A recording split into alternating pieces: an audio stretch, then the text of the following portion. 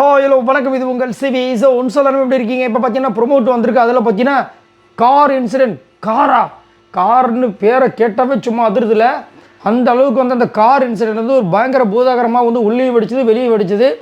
இப்போ குழந்தைங்க முதற்கொண்டு அதை வந்து சீரியல்ன்ற மாதிரி ரீலாக க்ரியேட் பண்ணி அவ்வளோ அட்டூழியம் பண்ணிகிட்டு இருக்காங்க. அந்த அளவுக்கு ஒரு பெரிய ஒரு இம்பேக்டை பண்ணியிருக்கு அந்த கார் இன்சிடென்ட். சரிங்களா?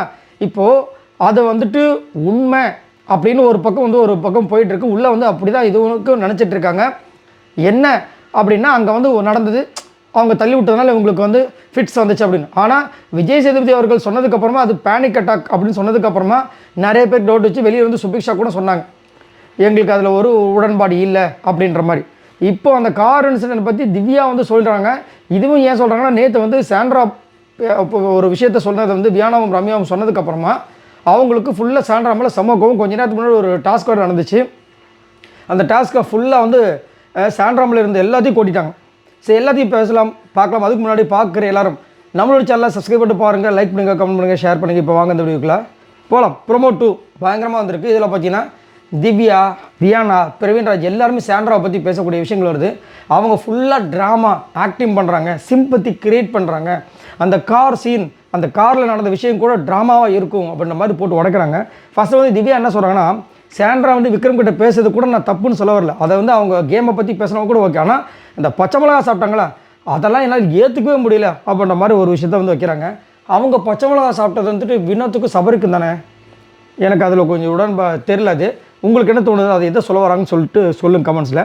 அப்புறம் பிரவீன் வந்துட்டு நான் வெளியிலேருந்து பார்த்தேன் ஃபுல்லாக ட்ராமா, பச்சை நடிப்பு சாண்ட்ரா அப்படின்ற மாதிரி சொல்கிறாரு. வியானா வந்துட்டு இவங்க வந்துட்டு கூட இருக்கவங்க கூட இருக்கணும்னாலும் இருப்பாங்க, அதே ஆட்களை காலி பண்ணணும்னு நினச்சாலும் காலி பண்ணுவாங்க. என்னமோ இவங்களுக்கு மட்டும் தான் ஹஸ்பண்டு குழந்தை இருக்கிற மாதிரி வந்துட்டு பண்ணுறாங்க, மற்றவங்கள நான் அனாதை பிள்ளைங்களா அப்படின்ற மாதிரி சொல்கிறாங்க. கூட இருக்கிறவங்கள காலி பண்ணாலும் காலி பண்ணுவாங்க. பார்வதியை பற்றி அங்கே சொல்கிறாங்க. அதுக்கப்புறம் திவ்யா வந்து சொல்கிறாங்க என்னென்னா, அந்த கார் இன்சிடென்ட் கூட அது ஒரு ட்ராமாவாக இருக்குமோ, அது நிஜமாகவே இருந்தால் கூட என்னால் பிலீவ் பண்ண முடியல.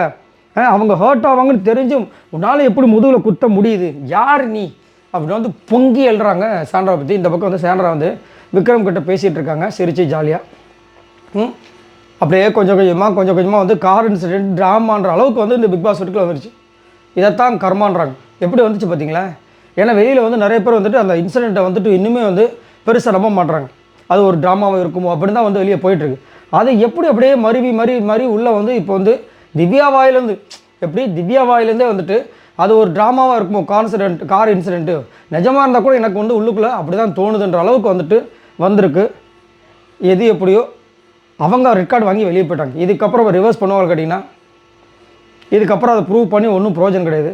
ரிவர்ஸ் பண்ணுற மாதிரி ஒரு சம்பவம் நடந்துச்சுன்னா எப்பா, ஏன்னா இப்போ வினோத்தும் வெளியே போயிட்டாரா, திடீர்னு அவங்க 2 பேரும் உள்ளே வந்தாங்கன்னா அதை விட வேறு லெவலான ஒரு ஹாப்பி யாருக்குமே எதுவுமே இருக்காது. ஆனால் நடக்க வாய்ப்பு இல்லை. இதை பற்றி உங்களோட கருத்துக்களை சொல்லுங்கள். பாய் நண்பர்களே.